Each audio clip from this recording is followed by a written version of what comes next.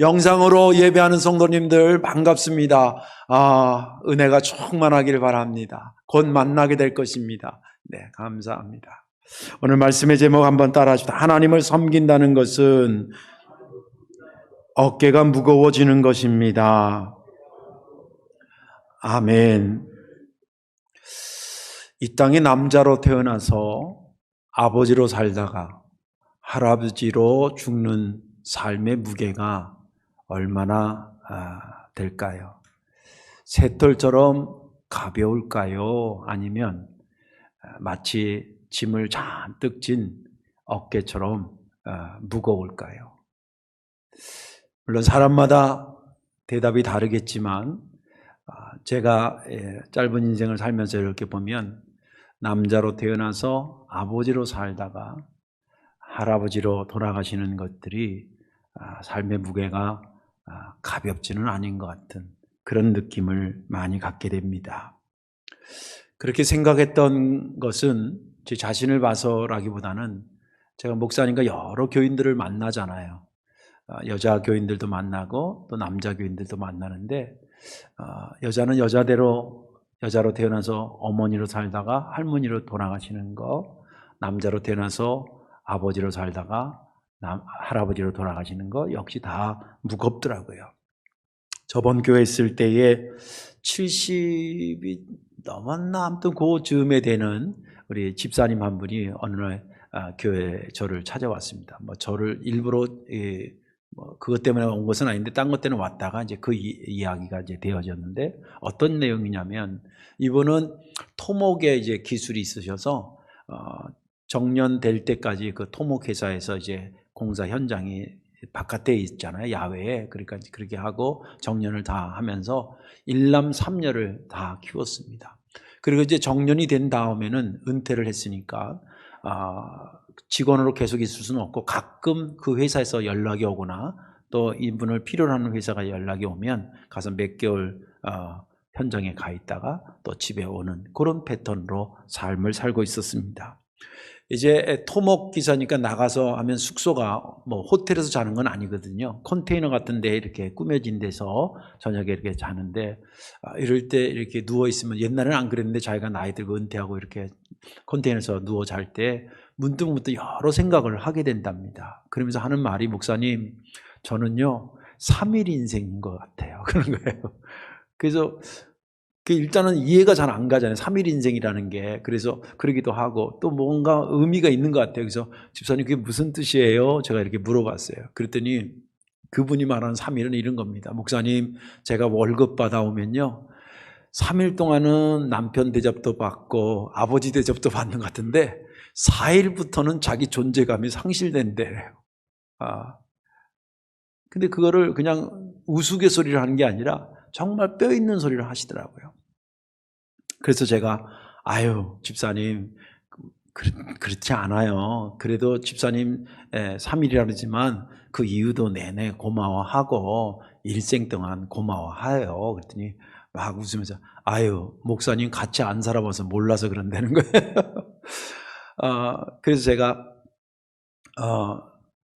그래도 집사님 그렇게 삶의 무게가 무겁지만 그렇게 열심히 살아줘서 아들 또 딸들 잘 키우지 않으셨냐고 이제 그런 얘기를 하면서 그래도 이게 잘 수긍이 안 되는 것 같아서 제가 이렇게 얘기했죠. 그게 정답일 것 같기도 하고 많은 위로가 될 것 같아서 집사님 제가 집사님에서 더 기도할게요. 그리고 부인 집사님 불러가지고 막 뭐라 그럴게요. 그랬어요.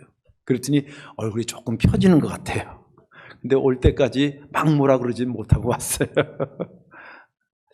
그러면서 제 생각에 아버지로 사는 삶의 어깨가 참 무겁겠구나 그런 생각을 해봤습니다. 하나님을 섬기며 사는 것은 어깨가 어떨까요? 새털처럼 가벼운 것일까요? 아니면 무거운 것일까요? 한번 생각을 하면서 말씀을 듣기를 바랍니다. 오늘 본문에 있는 말씀은 좀 사실은 비하인드 스토리가 길어요. 앞에 있는 내용이 긴데 하나님의 법궤와 관련된 스토리입니다. 이스라엘 백성들에게 하나님의 법궤는 단순한 궤짝이 아니었죠. 하나님의 임재의 상징적 물건이 법궤였습니다. 이 법궤를 모세 때 광야에 나와서부터 만들어서 40년 동안 그들과 함께 있고 그 법궤를 메고 가나안 땅에 들어왔죠. 그리고 옮겨서 마침내 실로라고 하는 데에 성막을 치고 거기에 모셔 있었습니다. 그때에 마지막 있었던 제사장이 누구냐면 엘리 제사장이었는데, 엘리 제사장 때에 블레셋하고 이스라엘하고 전쟁이 붙어요. 그때는 아직 사울이 왕이 되지 않았을 때입니다. 전쟁이 붙는데, 전쟁에서 이스라엘 군대가 밀린다고 얘기를 전가를 붙고는 법궤를 모시고 가면 우리가 이기지 않겠냐 이런 생각을 해서 그의 아들 홈리와 비누아스가 그 법궤를 가지고 전장에 갑니다. 근데 홈리와 비누아스는 성경에 보면 아주 못된 짓을 많이 한 제사장의 자식들이었죠. 아무튼 법궤를 메고 갔다가 전쟁에도 지고 법궤도 뺏기고, 그리고 홈리와 비누아스도 거기서 죽게 됩니다. 그리고 법궤가 블레셋으로 넘어가서 돌고 돌아가지고 거기에 재앙이 막 임하니까 이건 우리가 뺏어올 게 아니라 그래서 돌려보냈는데, 블레셋과 이스라엘의 국경지대에 있는 기랏 여아림이라는 지역에 법궤가 마침내 도착을 합니다. 그리고 성막으로, 무슨 이유인지 성막으로 모셔갔어야 되는데 거기에 그냥 휘장에 쌓여서 그냥 보관한 것이 이제 시간이 흘러가면서 누구까지 왔냐면 다윗까지 온 겁니다. 그래서 학자마다 좀 시간의 연배의 기간이 다르긴 합니다. 통상은 약 70년 동안 기랏 여아림에 자기 자리를 찾지 못한 성막에 있어야 될 법궤가 거기 그냥 거의 방치 수준으로 놓여져 있었던 거죠. 다윗이 왕이 된 다음에 이건 아니지 않느냐, 이건 아니지 않느냐. 아니, 세상에 우리 민족의 하나님 그분의 존재의 이미지가 되는 이 법궤를 지금 성전도 아닌 성막도 아닌 엉뚱한 곳에 별도로 방치되어 있으면 말이 아니지 않냐. 그렇게 해가지고 그것을 모셔올 계획을 세웁니다. 자기가 왕이 되면서 첫 번째 국책 사업으로 법궤를 옮겨오는 작전을 피웁니다. 그래서 가지고 오다가 수레에 싣고 오다가 큰 인사사고가 납니다. 소가 막 이렇게 들치는 바람에 수레가 뒤로 제껴지면서 법궤가 밀려오고 떨어지려니까 웃사라는 사람이 그걸 안 떨어지게 막다가 거기 치여가지고 거기서 죽습니다.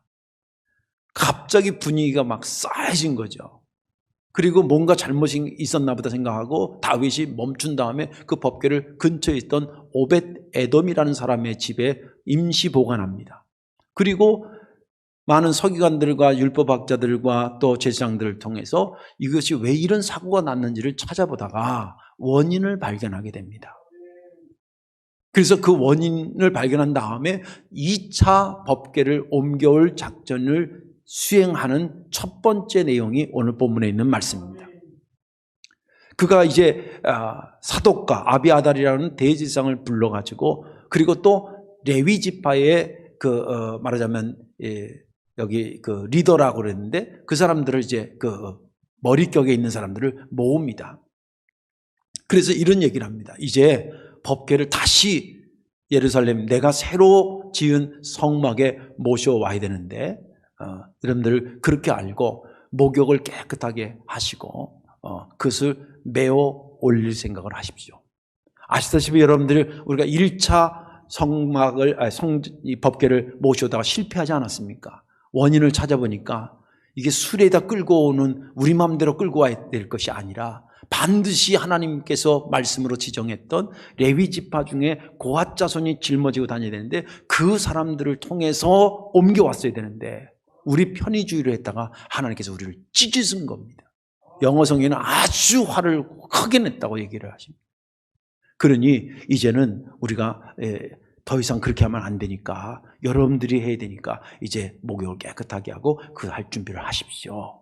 그런 얘기를 합니다. 그래서 그 얘기를 들은 이 레위 지파의 사람들이 맞다고 그러면서 목욕을 깨끗하게 하고 하나님의 법궤를 이제 옮겨오게 되는, 예루살렘으로 옮겨오게 되는 그런 과정이 본문의 전부의 말씀입니다. 저는 지난 주간에 이 본문을 보면서 이런 생각을 하면서 은혜가 됐습니다.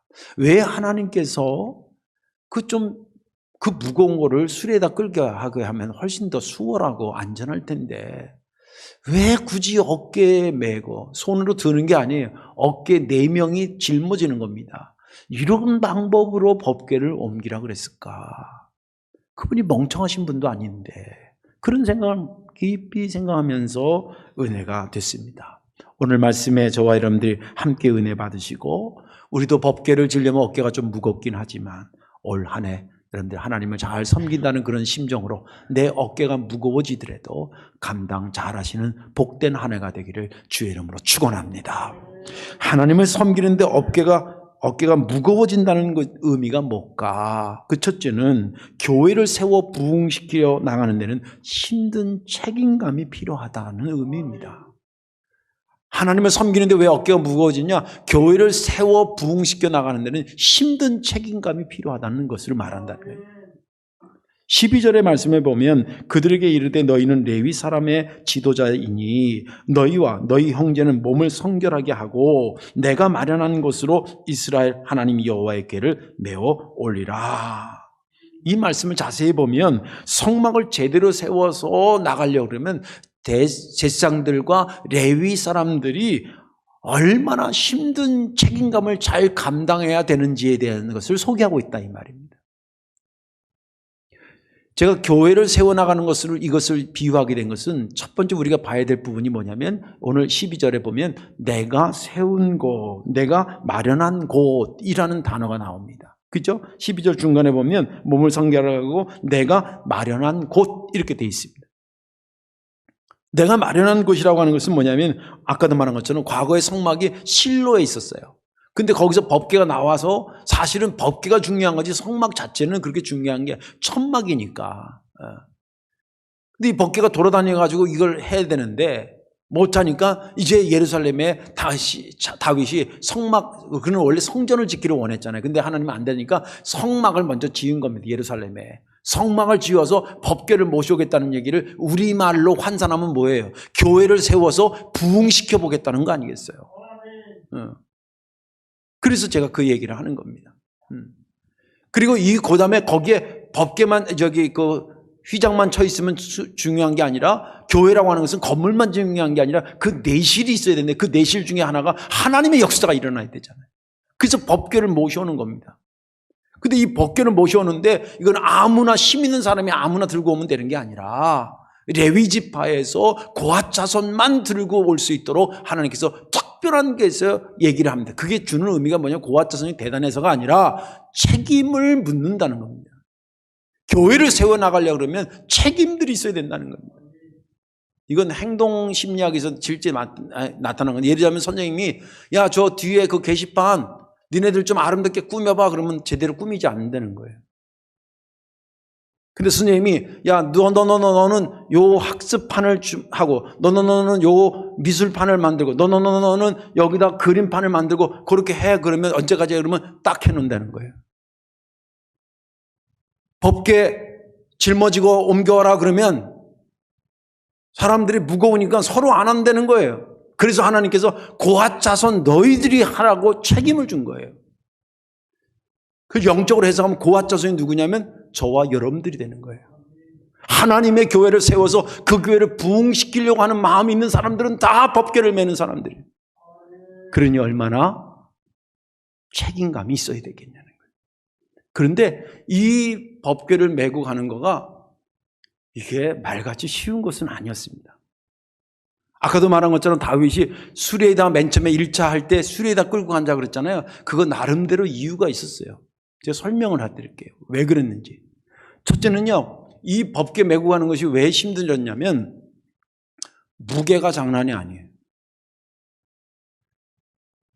학자들마다 좀 다른데 80kg에서 90kg 정도, 거의 100kg 가까이 됩니다. 이 궤짝이. 나무로 만들고 금으로 다셔서 아마 금 무게가 그렇게 나갔던 것 같습니다. 제가 설교 준비하면서 이렇게 막 하니까 이걸 어떻게 표현할까 하니까 여러분들 집에 보통 요새 냉장고 웬만한 집 이렇게 투도어잖아요. 이렇게 하고 사람 키 정도 되는 그 냉장고잖아요. 그게 뭐 리터가 다른데 통상 한 500리터에서 700리터 정도 쓴다 그럴 때 그거 드는 정도라고 생각하시면 이해가 쉬우고 사이즈도 그 정도 되고 무게도 그 정도 됩니다. 그리고 또 이게 옮겨오는 것이 지금 기랏 여아림에서 예루살렘까지를 16km에서 20km를 봐요. 왜 이렇게 텀을 보냐면 이게 그냥 평지 길이 아니에요. 기랏 여아림은 해발 760m 정도 되고 예루살렘은 910m 정도 됩니다. 약 200m 정도를 해발을 올라오는 거예요. 길이 뭐 이렇게 딱 직선이었겠어요. 꾸불꾸불하죠. 그러니까 여러분들 길이가 되게 그 16km 정도면 어느 정도냐면 국가에서 남자들이 1시간 걷는 걸 4km로 봐요. 그죠? 그러면 계산해 줄게 4, 46이니까 4시간을 걸어오는 거예요. 그것도 산길을 올라서. 그리고 또 옷도 그냥 아무렇게나 그냥 작업복 하면 안 돼요. 흰 세마포를 입어야 돼. 그러니까 제 그 하얀 가운 있잖아요. 무릎까지 내려오는 거. 그 가운을 입었다고 생각하셔야 돼요. 또 이스라엘 날씨는 덥잖아요. 해가 강렬하고. 밤에 옮기는 게 아니거든요. 낮에 옮겨야 되잖아요. 그 산길에 올라가려니까. 그러니까 생각해 보세요. 무겁지, 길이도 멀쩡하게 그냥 걸어가도 4시간인데 아마 이거 하면 보나마나 뭐 그 이상 들었을 거예요. 시간도 그렇게 가야지. 또 고갯길을 올라가야지. 그 다음에 복장도 그렇지. 날씨도 그렇지. 그러니까 간단하게 생각할 때 뭐예요? 옮기는 게 목적이었으면 그냥 수레에다 끌고 가는 것이 딱이었습니다. 그래서 그런 사고가 난 거예요. 그런데 하나님께서 그것을 용납하지 않으셨죠. 하나님께서 그런 것을 뻔히 아시면서 하나님이 미련하신 분도 아닌데 왜 그렇게 아까도 얘기한 것처럼 그렇게 짊어지고 오게 하셨을까? 그들을 생고생시키려고 그랬는가? 그건 아닙니다. 이것은 교회를 세워서 부흥시켜 나가는 것 자체가 무거운 거라는 거예요. 힘든 거라는 거예요. 어깨가 아픈 거라는 거예요. 그런데 제가 목회 나와서 지금도 가끔 봅니다만은 훌륭하게 목회하셨던 교회의 위인전이라든지 그 목사님들 전기 같은 거 읽어보면요. 야, 나보러 하라 그러면 하지 못할 것들 많이 있어요. 그렇게 기도에 우리나라 기도 많이 한 분을 그 순복음교회 조영기 목사님 했는데 그분 보러 그렇게 기도 많이 했는데도 그분한테 누가 물었어요. 목사님 가장 힘든 게 뭡니까? 그러니까 기도입니다. 기도를 어떻게 생각하십니까? 저는 노동이라고 생각합니다. 하루에 몇 시간씩 무릎 꿇고 기도해요. 그분 전기에 보면요. 서대문 쪽에서 이제 여의도 쪽으로 가서 땅을 사가지고 지금으로 말하면 이제 개발되는 겁니다. 그 옛날 얘기예요, 벌써. 개발되는데 땅을 사야 되는데 땅이 없어가지고 하나님한테 삼각산에 매일 뭘 하냐면 복권을 몇 장 사가지고 그 기도하는 나무 밑에 복권을 다 이렇게 펼쳐놓고 하나님 이 복권 이번 주에 대해서 그 왜 주택 복권이 있었잖아요, 옛날에.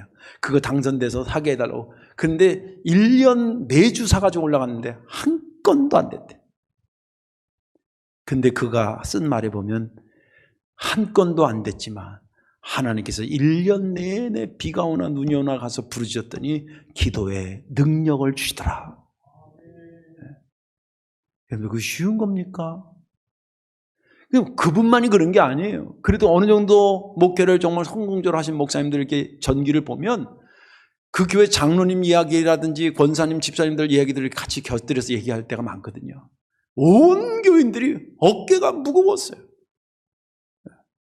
그리고 그것을 감당해야 될 법계라고 생각하고 감당해 주었어요. 그러니까 그게 나오지 그냥 설렁설렁하고 술에 물 탄 듯 물에 술 탄 듯 이렇게 해가지고 그렇게 되지는 않았더라고요. 예수님도 십자가 지고 골고다에서 죽으셨는데 여러분 성경을 샅샅이 뒤져보십시오. 예수님이 십자가 수레에다 끌고 가서 달려 돌아가셨다고 성경에 있나? 그 성경 배경에서 공부하면 이 십자가 종대와 행대 있잖아요. 이 종대와 행대를 한꺼번에 메고 갈 수가 없대, 사람이요. 그래서 종대는 이미 거기에 현장에 가 있고 횡대만 메고 하는데 여러분들 사람이 아무리 안 돼도 어른이 60kg짜리가 매달리니까 요만한 나뭇가지였겠어요? 매 달려 있어야 되는데 얼마나 무겁겠어요? 그거 짊어지고 가서 여러 차례 넘어지고 자빠져서 결국은 구레네 시몬을 대인해서 마지막은 조금은 그 사람이 지고 가게도 그 정도로 무거운 거예요. 근데 그럼에도 불구하고 수레에다 십자가를 끌고 갔다? 그런 표현이 돼 있질 않아요. 또 주님도 너희가 나를 따르려면 너 자신을 부인하고 너희의 십자가를 지고 수레에다 끌고 와라 이렇게 얘기하지 않았어요. 십자가를 직접 지고 오라 그랬지.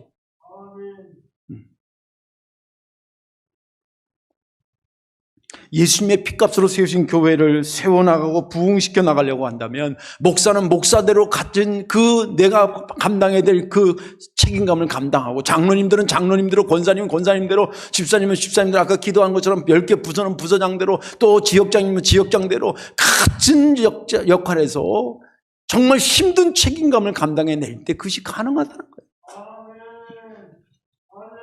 이 시대에 그런 것이 더 필요하다는 겁니다. 여러분들 영상으로 예배드리지만 영상으로 예배드린다고 해서 성전에 나가서 예배드리는 마음만큼 갖지 않으라는 법이 어디 있어요? 집에서 예배드리니까 대충 드려도 되는 거예요? 그건 아니죠. 또 이 코로나 시대인데 하나님의 평상시에 드렸던 것보다 덜 드린다는 게 말이 되겠습니까? 물론 수입이 없어서 못 드리는 건 어쩔 수 없겠지만, 내가 코로나 시대니까 평상시에 하던 기도보다 줄어도 된다는 이유, 논리가 어떤 논리입니까?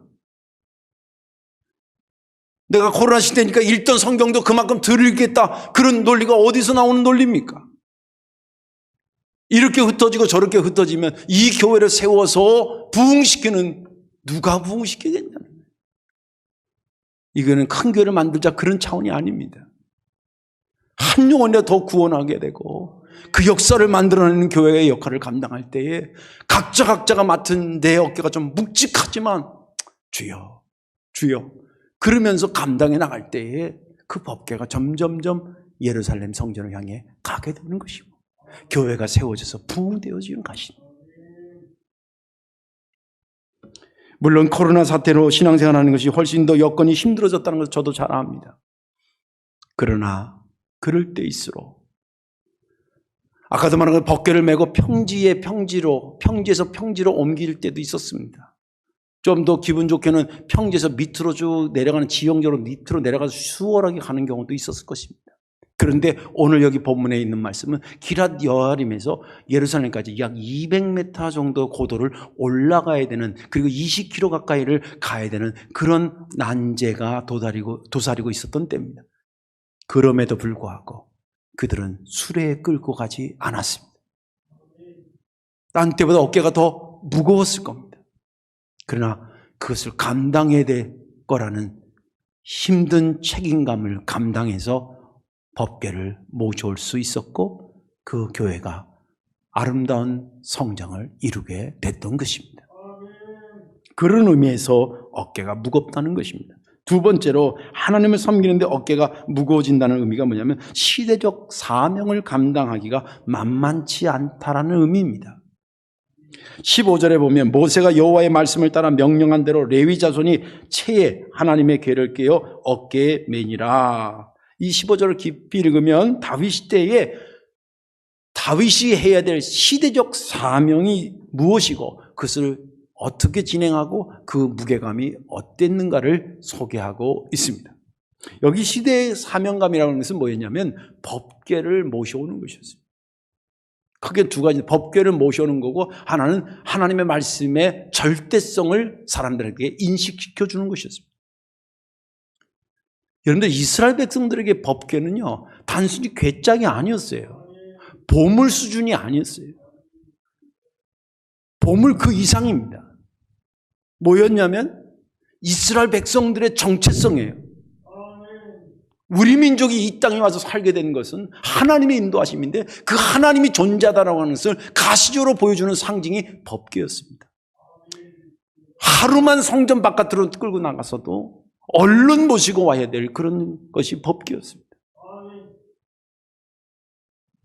여러분들 하나님의 임재가 우리 교회에 하루만 떠났다 그래도 장로님과 목사님들이 다 같이 아이고 하나님 그러면 안 돼요. 빨리 오세요. 우리 교회에 임재하셔야죠. 라고 하지 않겠습니까?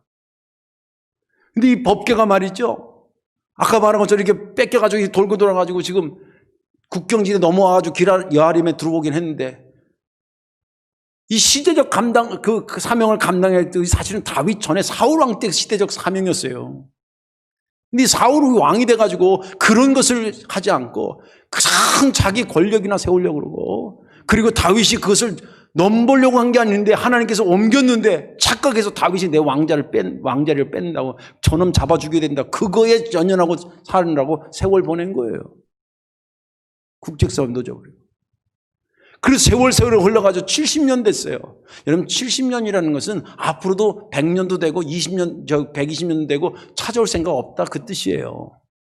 생각해 보세요. 우리 교회를 얘기해서 좀 죄송합니다만은 제가 여기 와서 75주년 뭐 하고 이렇게 그래서 비석도 세우고 막 이렇게 역사 세우고 뭐 이런 거 했었잖아요. 그러면서 또 좀 기념될 만한 게 있나, 옛날에 종탑이 있었을 것 같더라고요, 우리 교회에. 그래서 종탑 어디 있으면, 어디 창고라도 있으면 먼지라도 털어가지고 기름칠하면 이렇게 멋있고 옛날 그 나서 이렇게 그거 하려고 찾다 못 찾았어요. 분명히 있었는데 성전 짓고 어떻게 하는 과정에 그냥 잊어버린 거예요. 지금도 집에 갖고 있으면 신고하세요. 그런 거 하나 딱 놔두면, 제가 정동제일교회 거기 가서 보니까 그 초창기에 그 종이 이렇게 유리관에 딱 해가지고 이렇게 전시되어 있는데, 정말 그거 딱 보면 옛날 우리 교인들이 어떻게 종 치면서 새벽에 모이고 이런 게 다 연상이 되어 있는 그런 이미지거든요. 이스라엘 백성들에게 법궤는 그 이상이었어요. 근데 이 법궤를 잊어버려가지고 제자리에 오지 않고 70년이 됐는데도 누구 하나 찾을 생각을 하지 않는 거예요.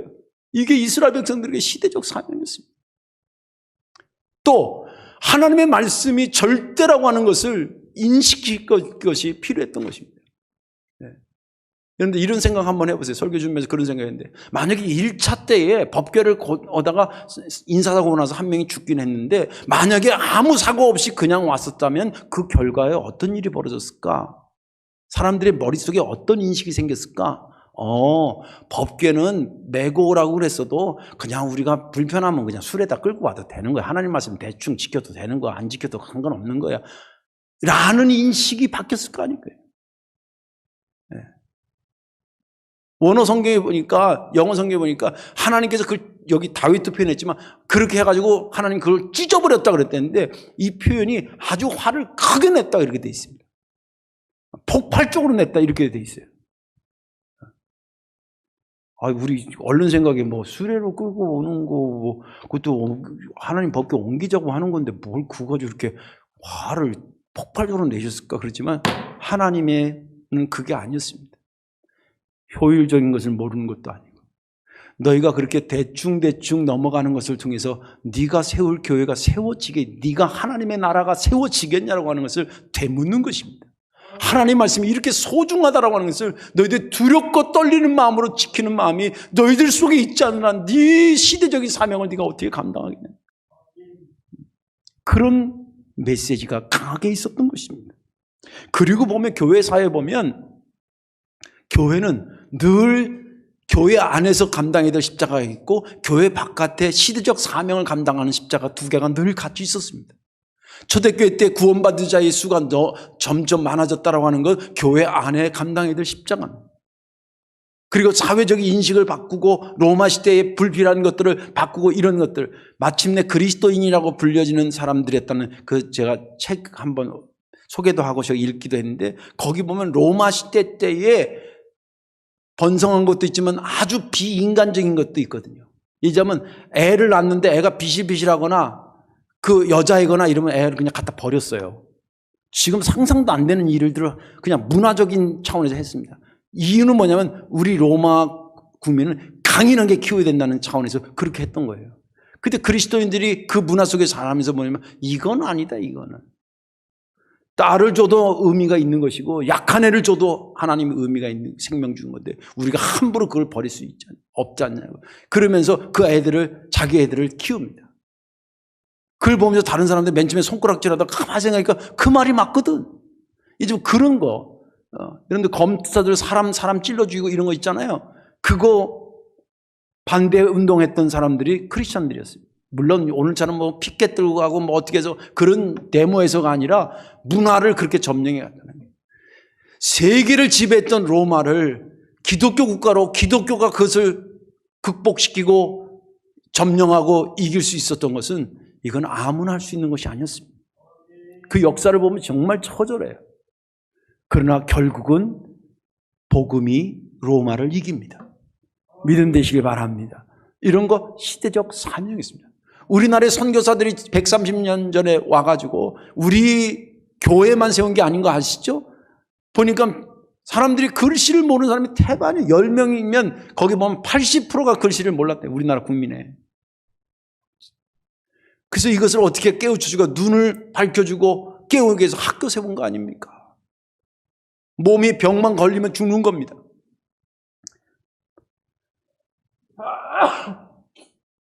선진국에서는 주사 한 방이면 살아날 병이 그 주사 한 방이 없어가지고 사람이 죽는 거예요. 그래서 의사 선교사들이 많이 왔습니다. 우리나라에. 병원도 세웁니다. 영혼 구원하기 위해서 교회도 세웁니다. 와서 교회만 세우는 것이 아니었습니다. 이 시대에 우리 성도교회에 시대적 사명이 있을까요? 없을까요? 아니 목사님 우리 교회 500명 키우는 것만 해도 힘든데 뭘 우리 교회 바깥의 일까지 신경 쓸 게 있어요? 저는 사실은 목회만 재밌는 사람이에요. 진짜. 뭐 바깥의 일을 별로 하자고 해 몇 번 콜이 와도 제가 재미가 없어요. 관심이 없어요. 별로. 그런데 불가피하게 할 수 있는 하는 일이 경우들이 뭐냐면 나는 안 가고 싶은데 하나님이 거기 가 계시는 거예요. 저는 그런 거 진짜 많이 봤어요. 나는 그 상황을 안 보고 싶은데 하나님이 거기 가서 거들고 있는 거예요. 그러면 내가 하나님을 섬기는 사람이고 우리 교회가 하나님이 섬기는 교회라 그러면 하나님이 가 있는 곳에 우리도 가야 돼요? 안 가야 돼요? 싫든 좋든 가야 되는 거죠. 그래서 교회 바깥에 해야 될 시대적 사명 십자가가 또 한 개 있는 거예요. 우리에게는 그래서 십자가 교회 안에서 감당해서 세워나가는 십자가 그 지구가 해야 될 법궤가 있고 또 세상 바깥에서 되어지는 하나님이 하시는 빛과 소금의 역할을 감당해야 될 그 법궤 우리가 지고 다녀야 될. 그러니까 이게 만만치 않으니까 어깨가 무겁다고 말하는 것입니다.